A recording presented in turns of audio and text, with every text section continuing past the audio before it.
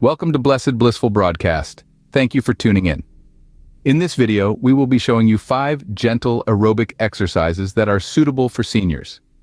These exercises are designed to improve cardiovascular health and overall fitness. Start by lifting your knees up towards your chest one at a time while keeping your arms relaxed by your sides. Repeat this movement for 10 reps. Sit on a chair with your back straight and extend one leg out in front of you. Lift your leg as high as you comfortably can and then lower it back down. Repeat this movement for 10 reps on each leg. Stand with your feet shoulder width apart and extend your arms out to the sides. Make small circles with your arms, gradually increasing the size of the circles. Repeat this movement for 10 reps in each direction. Sit on the edge of a chair with your feet flat on the floor. Lift one foot up and tap your toes on the floor in front of you, then lower it back down.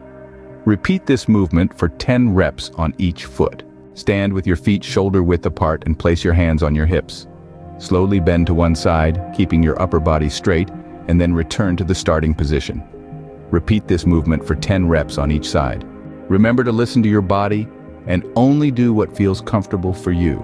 If you found this video helpful, don't forget to like and subscribe to our channel.